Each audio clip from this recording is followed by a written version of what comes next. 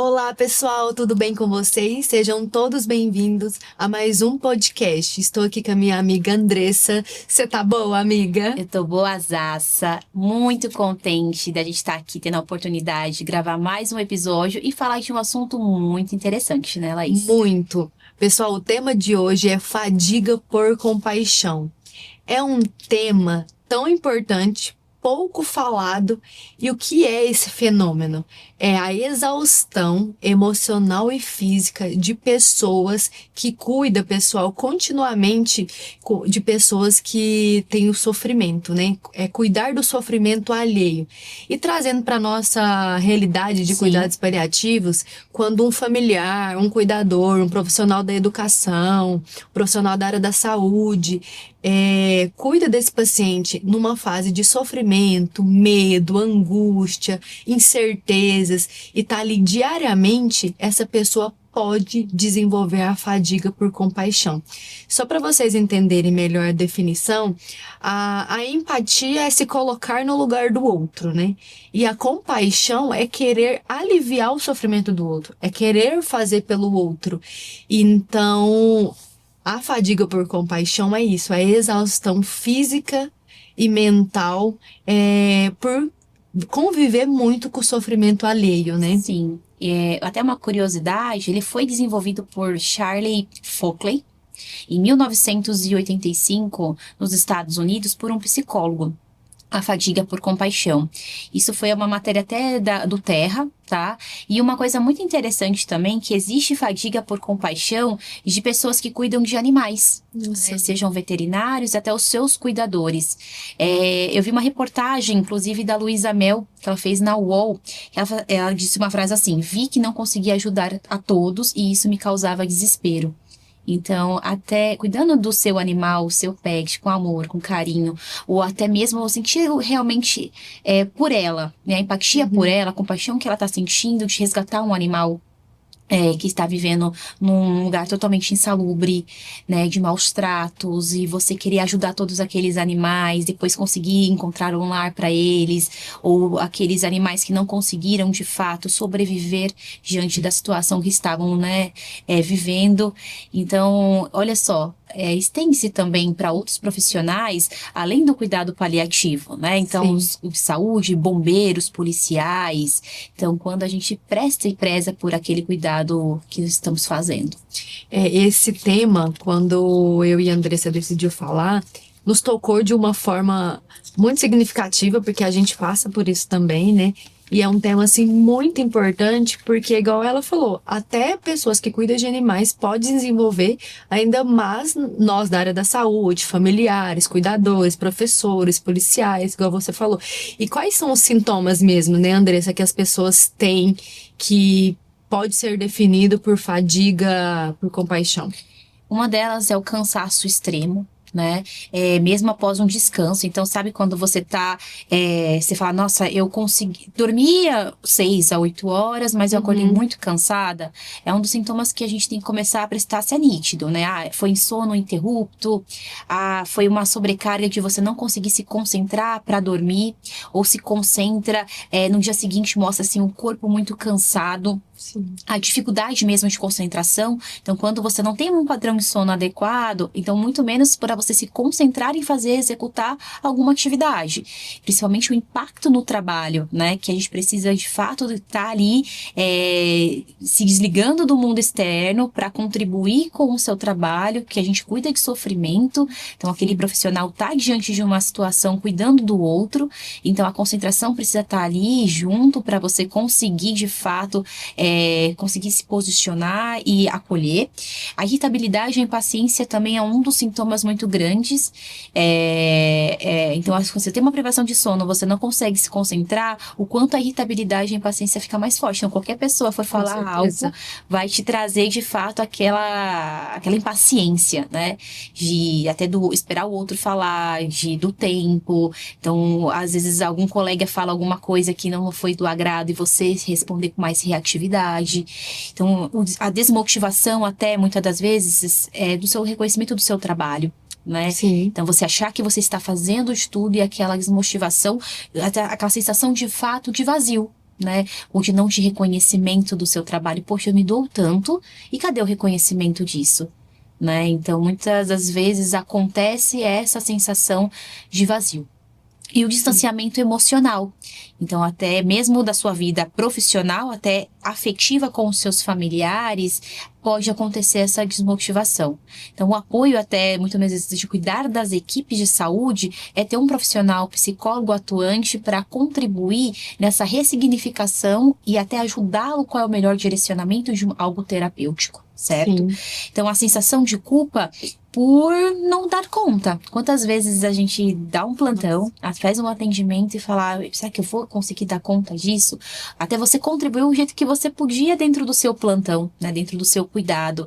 Mas a sensação de não dar conta é muito grande, Laís. Muito. E quando a gente chega do plantão, a gente relembra, faz um recordatório de todos os pacientes que a gente atendeu ao longo do dia e fica assim, será que eu poderia ter feito mais? Será que eu não fiz?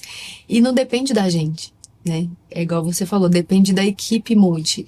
Então, não centralizar só em uma pessoa, porque ela vai ter todos esses sintomas que é compatível com a fadiga por compaixão. Sim. Esse estresse, essa desmotivação. E o estresse, pessoal, é o sintoma dessa sobrecarga mesmo, né, E não Andressa? é sinal de fraqueza, né, Laís? Sim, De fato, são sinais de sobrecarga humana, né? sim, Então, quantas das vezes a gente pensa que é fraqueza por achar que não está conseguindo dar conta? E não é, você está conseguindo dar conta dentro do seu limite. sim. Então, enxergar esse espaço diante de um sofrimento é muito grande. Muitas das vezes isso acontece com os cuidadores que cuidam, né, de pacientes, não seja são cuidadores ativos, né, pessoas que estão trabalhando e ganhando por aquilo, até da família, né? Hoje, por Sim. exemplo, eu tive um contato com uma familiar que é psicóloga como formação, mas trabalhou mais na área administrativa de RH, e a mãe com uma doença, né, de Alzheimer, já avançado, largou a vida dela, teve complicações no casamento onde houve o divórcio, foi morar na casa da mãe, mudou toda a sua rotina para cuidar, para ficar efetiva 100% integral nos cuidados. Ela tem uma microempresa em casa, então são gerenciar 4 cuidadores, gerenciar a contratação, a logística da casa, as idas, os horários, as idas a aos... compra dos insumos. Sim, as idas aos médicos, e ela, né? Ela fala assim, estou muito cansada, mas eu vou até o fim, eu vou, assim, ok, você está seguindo e você está conseguindo dar a qualidade de vida dentro das suas possibilidades para sua mãe. Sim. Mas e quando você para se enxergar? Como que é isso para você? Eu, Andressa, eu, Maria, você, Laís. Sim. Como a gente se posiciona como pessoa, porque a gente também vai entrar numa exaustão. Muito. E se enxergar, isso é um primeiro passo muito importante. Realmente, eu estou em sobrecarga. Eu Sim. estou em fadiga.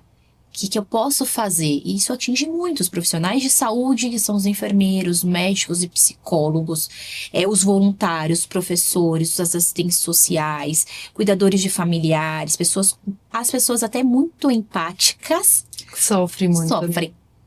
Então, olha só, você ser empático é uma coisa muito positiva, é uma qualidade positiva, mas tudo que às vezes a gente acha que é o excesso daquilo pode trazer, de fato, uma consequência. Essa fadiga, né? Essa fadiga. É muito confundido também, pessoal, que a gente sempre fala sobrecarga do cuidador.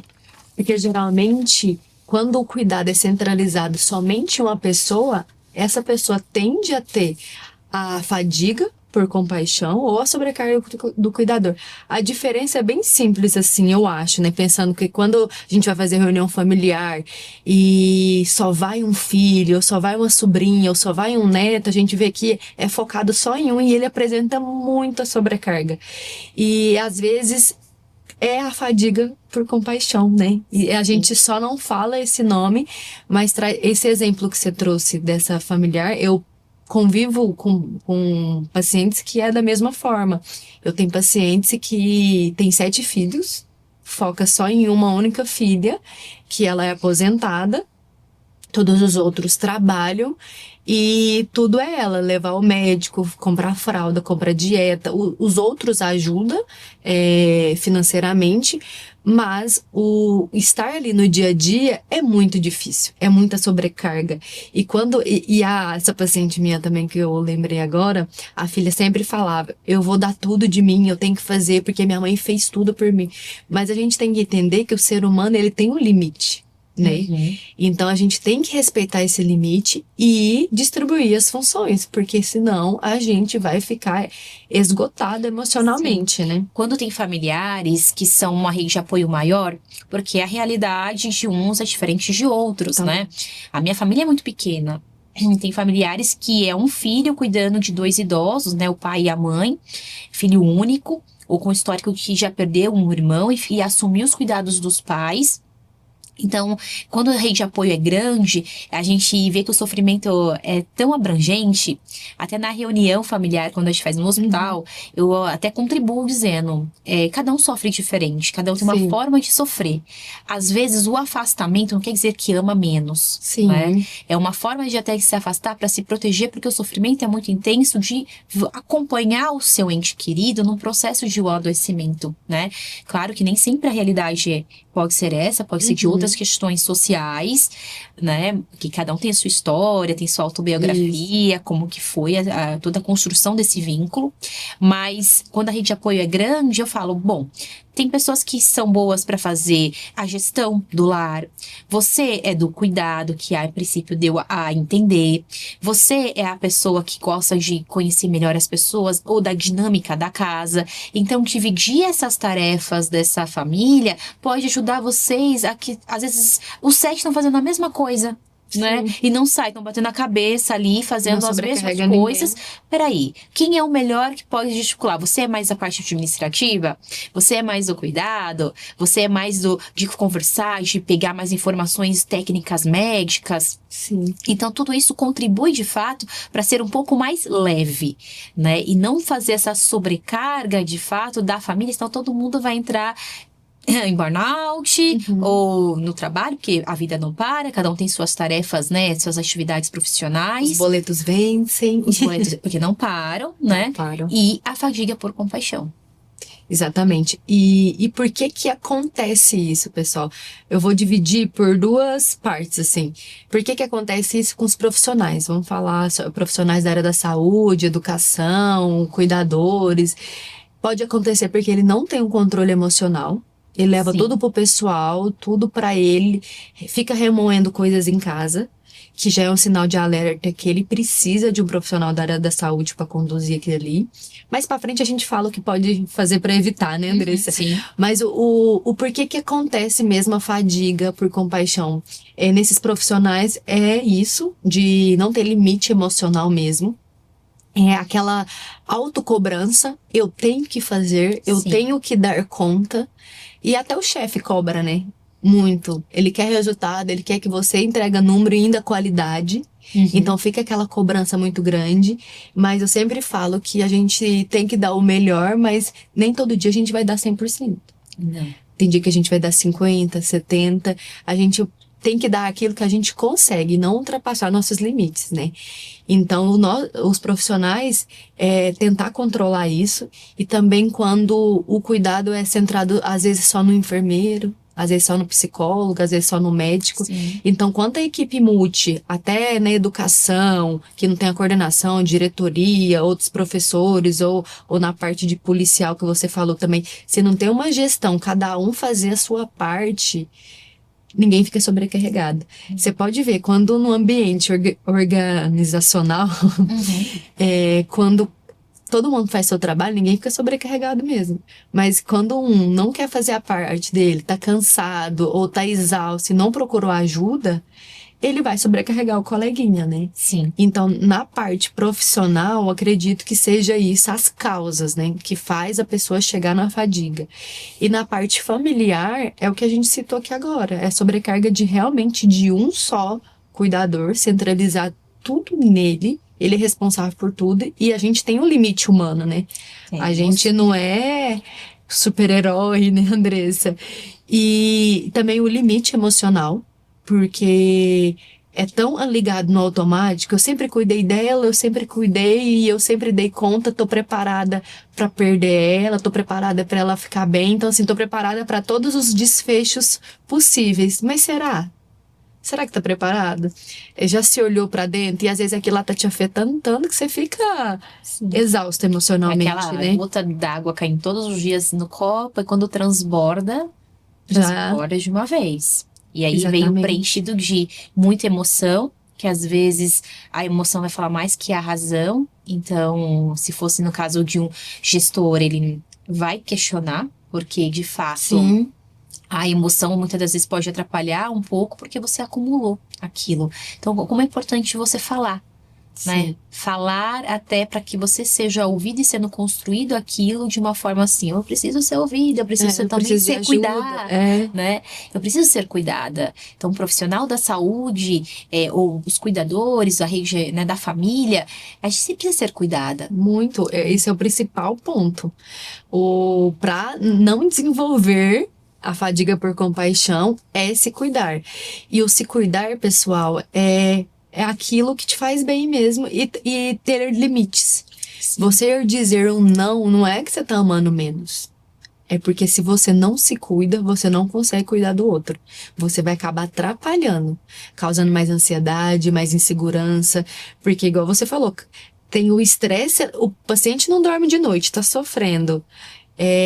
Como que você vai conseguir no outro dia cuidar dele se você não descansou, se você não revezou com um familiar, ou se você não fez troca com algum profissional de saúde para você ter uma boa noite de sono.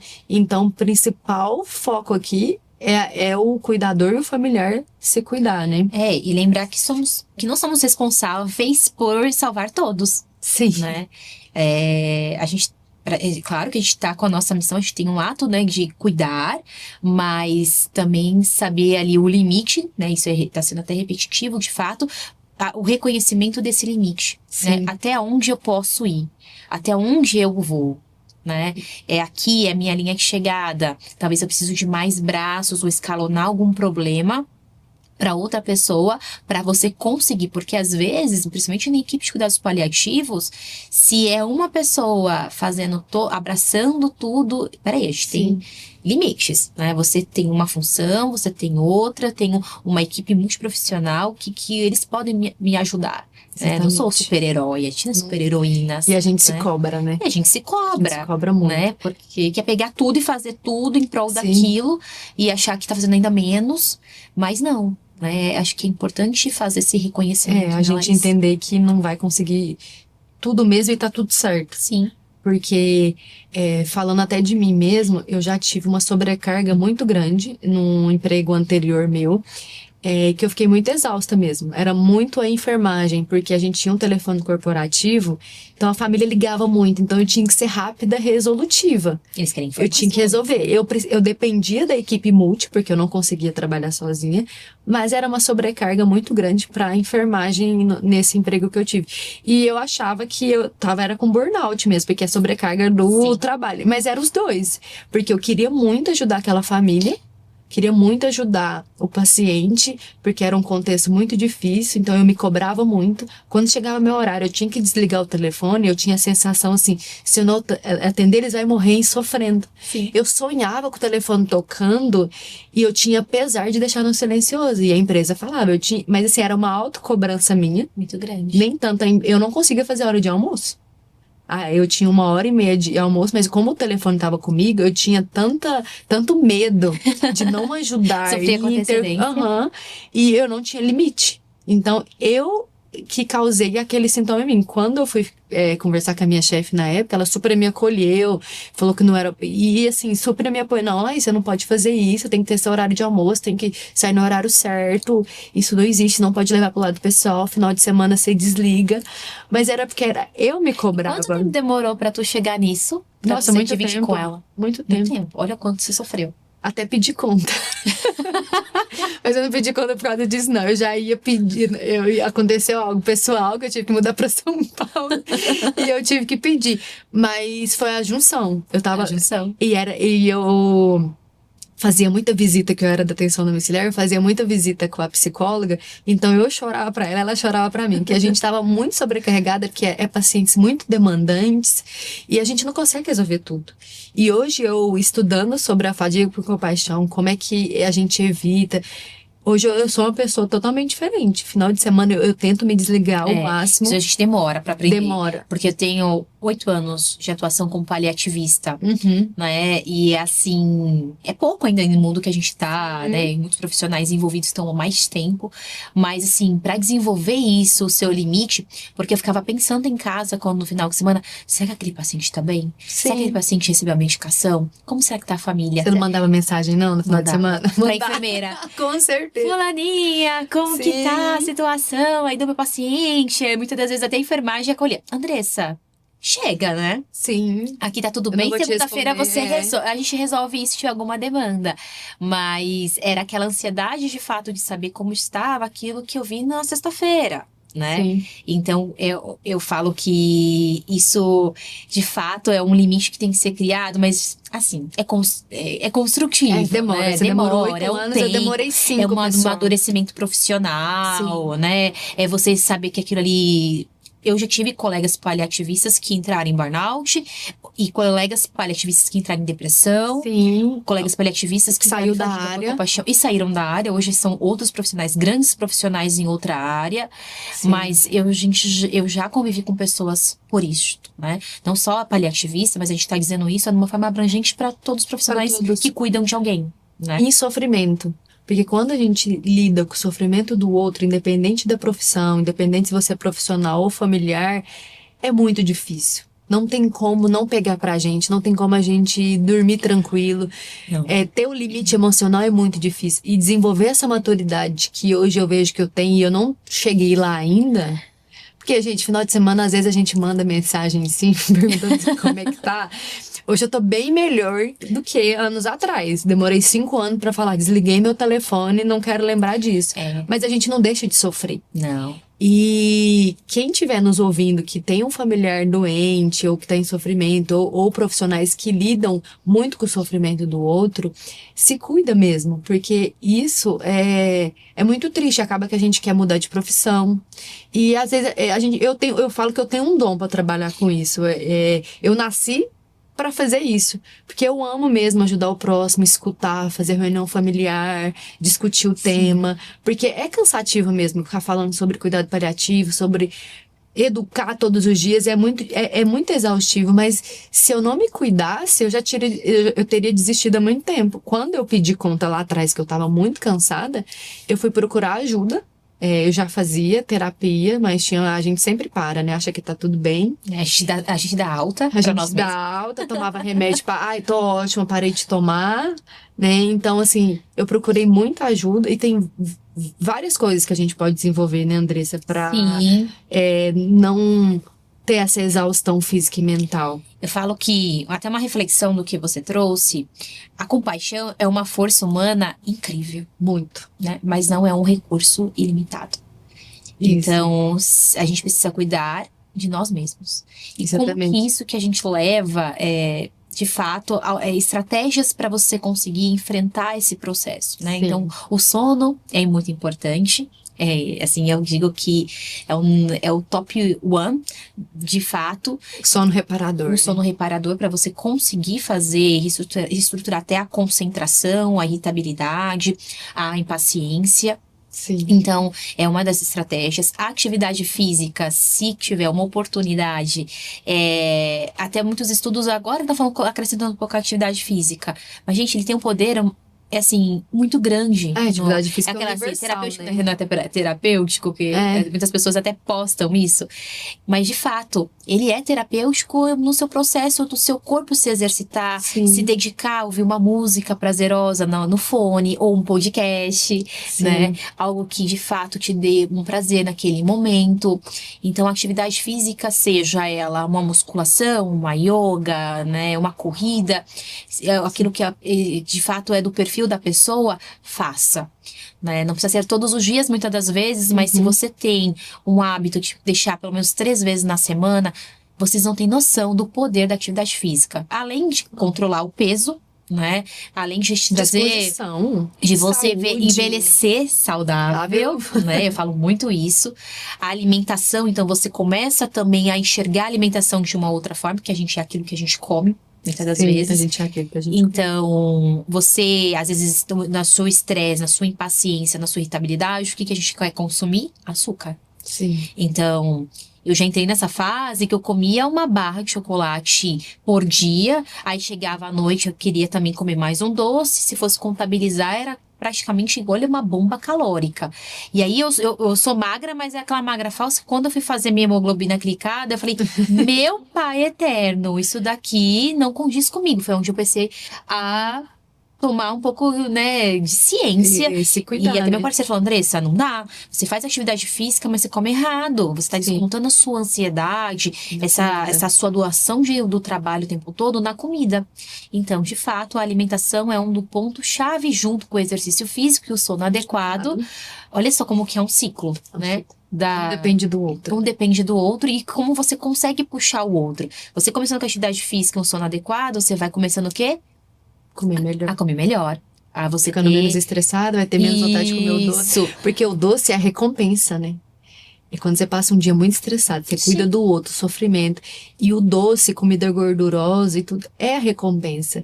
Então, se você faz atividade física, tem um limite emocional, uma blindagem emocional ali equilibrada, você não vai querer recompensa no Sim. final do dia. A sua recompensa vai ser correr 5 km. Nem tanto, É né? verdade, mas é verdade. É. E diante disso, a supervisão e apoio. Então, a terapia, ela é muito importante. Tá, você não quer fazer terapia, quer também recursos financeiros para isso. Falar com os amigos sobre é muito importante. Sim, Às dividir vezes, com alguém. dividir até com o seu colega. Então, se a gente é paliativista, a gente discute muitas vezes com quem? Com a equipe multi.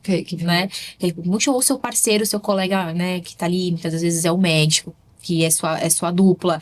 Então, dividir aquilo para se tornar algo leve e falar de fato que é o seu ponto. Ó, nesse caso, eu tô sofrendo. Na minha dupla, por exemplo, que quando eu passo visita, eu tenho dificuldade com tal tipo de perfil de família. Então, eu falo, olha, como esse caso tá muito mais cansativo, é um caso muito sofrimento, difícil de sintomas, difícil de sofrimento de várias abrangências, vamos dividir? Então, assim, você pode ir um dia, eu vou no outro, e tá tudo bem. O paciente vai ser assistido de uma forma até melhor e a família também. Então, vai ser ouvido em duas interfaces. Então, o que ele não falou para a médica num dia, vai falar comigo no outro.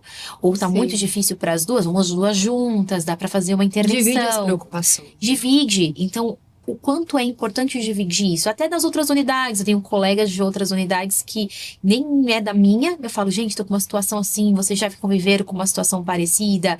E falar sobre já causa aquele respiro. Os nossos parceiros, né, eu não sei se eu não é da área da saúde, né, Laís? Não.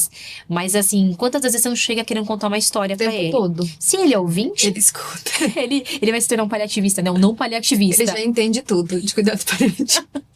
Ou finge que entende, né? Porque, de fato, é compartilhar a carga emocional. Né? O meu terapeuta, ele fala muito isso. A gente sempre vai descontar, às vezes, as nossas irritabilidades na pessoa que a gente sabe que vai sustentar e mais próxima.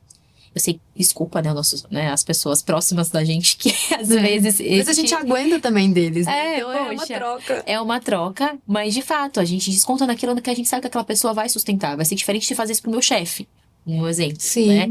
Ele, opa, o que é isso, Andressa? Sim. Mas quando você chega para trazer isso, aliviar essa carga emocional é importante. Muito. E eu escutando a Andressa falando sobre isso, como é que evita a gente ter essa fadiga, e eu não fazia nada disso. Quando eu estava na minha exaustão emocional e física, quando eu estive, que eu estava assim, beirando a loucura mesmo. Eu não fazia atividade física, não comia bem. A única coisa que eu fazia era dormir, porque apagava de cansaço. Mas eu acordava cansada, porque eu não fazia terapia. Então, assim, como que eu não ia... como que eu ia melhorar? Não ia, né? Não ia. E como que e acabava que eu tenho certeza que afetava no meu trabalho. Eu não conseguia me doar como antigamente, né? E assim, até agora eu fiquei curiosa disso, tá? Como você chegou, assim, percebeu que foi seu limite? Estresse mesmo. Que você fala, Andressa, isso aqui foi meu limite, eu precisei virar a chave. Sim, Tem algum foi. relato disso?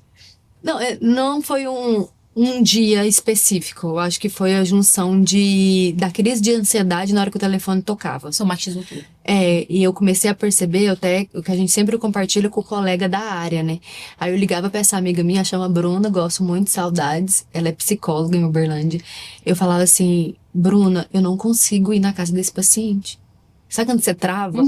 E não era porque o paciente era difícil, é porque eu não sabia lidar. Eu comecei a travar. O telefone tocava e eu precisava atender, eu tinha que esperar meia hora pra mim acalmar e conseguir ir. Então, Olha só. tanto que isso começou a afetar. Aí foi onde eu falei pra ela, eu não tô bem. Ele tá me dando crise de ansiedade, eu começava a sonhar. E o sono, nem o sono tava reparador mais, foi onde que eu vi que eu precisava de ajuda mesmo.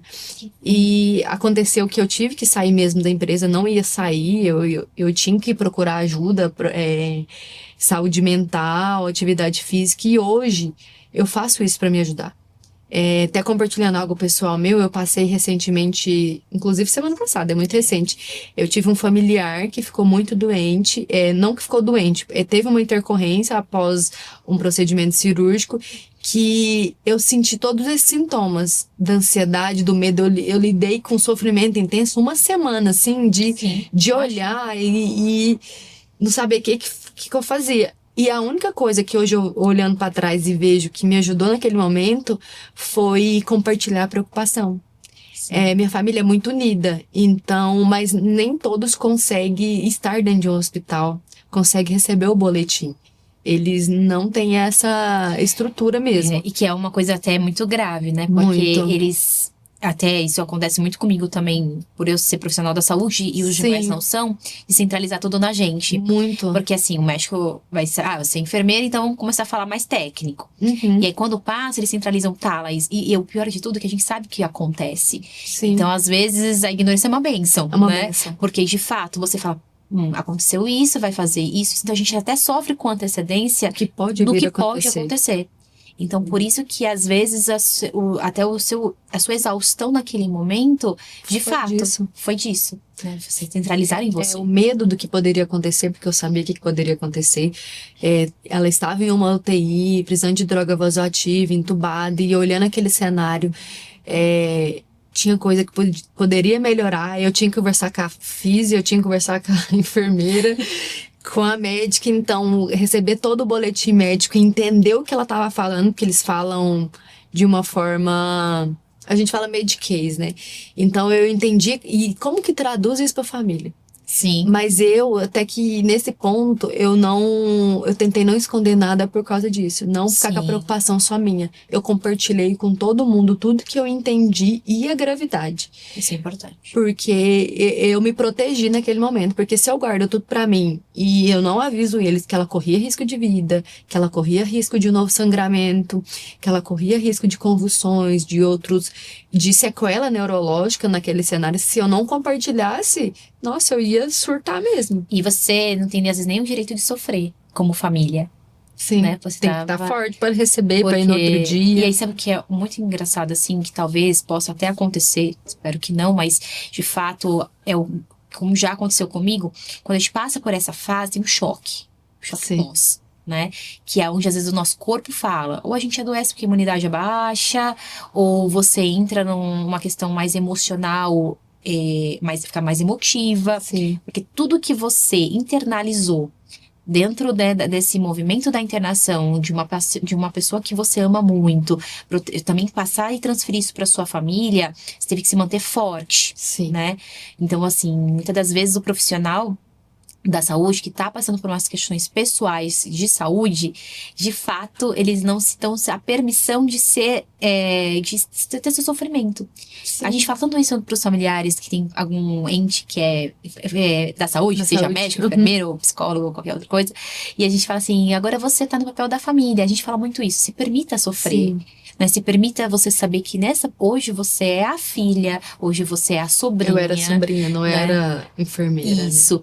Por mais que é bom ter um lado de conhecimento técnico, mas olha o quanto isso impacta, Muito. Impacta muito, não delírio, as situações que assim, você sabe, a gente precisa fazer isso e isso, mas para outro familiar, ou até mesmo você presenciar aquela pessoa que não tem esse comportamento já, né, de um processo de adoecimento, você vê ela com sintomas de um delírio e fala, pelo amor de Deus, que é isso? Sim. É muito Né? assustador. Você se assusta. E a gente orienta familiares, né? Sim. Faz estratégias. Ó, de dia deixa o ambiente mais claro, de noite mais escuro, noite o ambiente tão ruidoso. Aí você tenta fazer tudo isso que você faz as orientações. E o quanto o cansaço é nítido para quem cuida, né? Muito. Então, E tanto que é difícil, né? é muito difícil. A gente trazer a prática do nosso trabalho para a vida pessoal. Sim. Gente, é muito difícil. E eu sei que a mensagem de hoje do nosso podcast é a gente se cuidar, vocês familiares, vocês profissionais se cuidarem, mas a gente sabe que é muito difícil. Mas se vocês não fazem isso por vocês, ninguém mais vai fazer. Não. E vocês às vezes vai perder o emprego, vai perder a família. Sim. E não vai conseguir cuidar do outro. Então, e pensa, se você é o cuidador principal, quem vai Sim. cuidar do seu familiar se você não se cuida? Ah, mas como que eu vou me cuidar? Gente, tem estratégias. Pra Se tudo tem um permitir. jeito. E se permitir, pedir ajuda pra equipe, por um vizinho, por um amigo, Aham. compartilhar. Sempre tem estratégia. Espero que a gente tenha ajudado de alguma forma os ouvintes, né, Andressa? Assim, gente, além disso, você tem um sono, uma alimentação, a meditação, a respiração. A gente respira tudo errado, amiga. Então, Muito. a gente às vezes, então você até hiperventila, sabe? Então, Sim. inspira, segura, expira, solta. Faz isso 3 vezes, né? Num ambiente assim, coloca uma música, ou um ambiente com menos assim, barulho. A técnica da respiração ela é muito poderosa. Até mesmo as práticas integrativas, até a nossa maneira de sentar, Sim. né, se posicionar, para a gente ter esse olhar para nós mesmos. Então, de fato, existem essas estratégias que podem ser eficazes. Minha terapeuta até, se algum seguidor, algum ouvinte quiser até contribuir, né, fazendo esse compartilhamento de um áudio dentro do Spotify de 3 minutinhos, que é para aliviar mesmo a tensão diante de situações que a gente Eu quero. mais ansiosa. Então é bem gostoso, então a pessoa vai guiando, não é nada religioso, tá, gente? É uma meditação. Então, assim, tem um barulhinho da natureza, e aí ela vai fazendo a sequência com você. É 3 minutos que, pra mim, eu, Andressa, que gosta da terapia integrativa, ajuda demais. Então, às vezes você tá um dia tão difícil, eu coloco um pouquinho de lavanda. Óleo essencial. Óleo essencial de lavanda tem na minha bolsa, tem na cabeceira da minha cama. Eu faço aquela inspiração e solto e falo, vamos lá, mais um dia. Força, né? guerreira. Força, guerreira, porque além disso, eu sou mãe, né, de um bebê, de um menino mini adolescente que tá numa fase, então assim, separar as coisas para você poder se doar para um cuidado do amor de alguém. Sim, nossa, isso foi impactante, né? Cuidar de quem cuida, porque é o amor de alguém mesmo. E não existe, pessoal, receita de bolo. Não adianta eu falar um sono adequado, alimentação e atividade física. Tem coisas que é particular de cada um. É bom você trazer isso, que pra você faz a diferença. Pra mim, a oração faz muita diferença. Sim. Eu não sou uma pessoa que vai na igreja, que frequenta algum lugar religioso, mas eu faço muito o culto no lar. Toda semana eu faço, geralmente é nas terça-feira, eu faço o culto no lar, então isso me ajuda muito. Isso me tranquiliza muito. Então, faça uma autoleitura, a autocompaixão. O que é a autocompaixão? Você olhar para você e você se ajudar.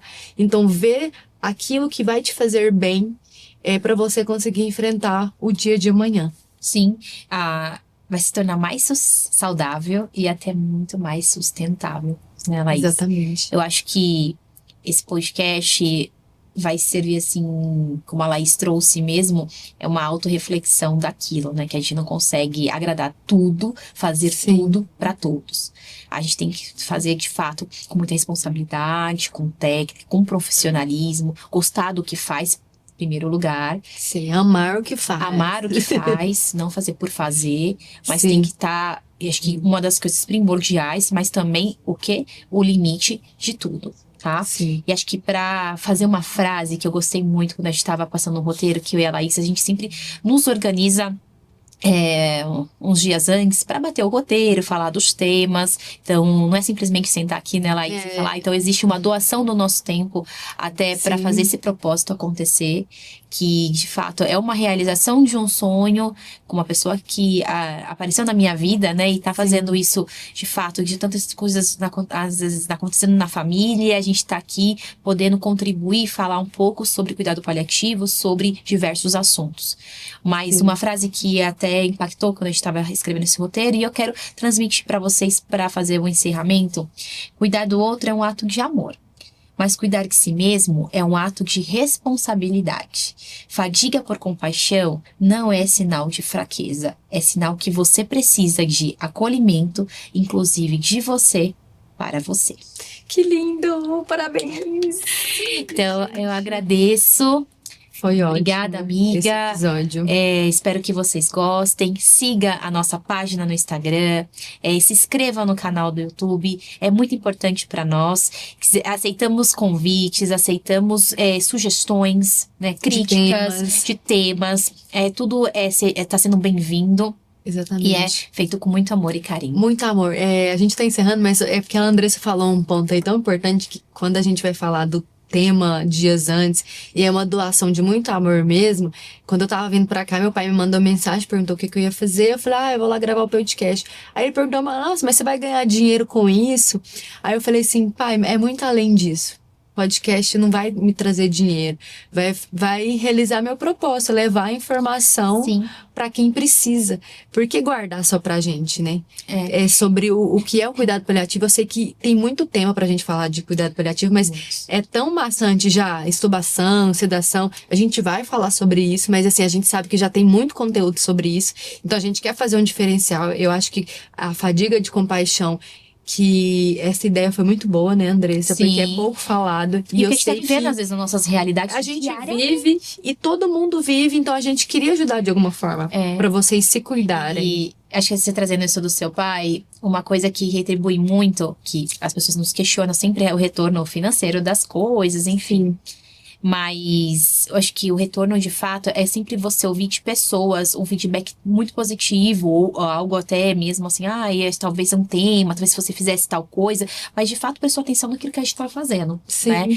Minha vizinha, que não é da área da saúde, ela me encontrou na garagem do prédio e falou assim, e o filhinho dela tava junto.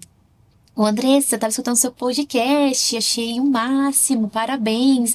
Então, a vizinha que no meu prédio, assim, ouviu, me trouxe um feedback que o filhinho dela tem a idade do meu João Lucas, de 9 anos. Ele falou, tia, eu tava ouvindo, a mamãe tava ouvindo no carro, e ele todo falante, assim. Então, achei muito legal. E um feedback até de um oncologista, né? Os oncologistas têm um pouco desse relativo, né? Então, o oncologista fala que ele está, de fato, ele tá gostou do projeto, até por ser 2 enfermeiras, né? E, claro, tem um dos médicos, tem toda uma questão muito médica, mas 2 enfermeiras com propósito. E quando ele tem alguma dificuldade de algum assunto, ele tá indicando o nosso podcast. Ele ouviu todos, então eu fiquei muito feliz por esse retorno. Então, os retornos são importantes pra gente crescer, para fazer com que aconteça. Isso, de fato, é uma doação do nosso conhecimento, do nosso carinho pelo que a gente faz. Exatamente. Muito obrigada, pessoal. Obrigada, curte, comenta, compartilha. Até a próxima.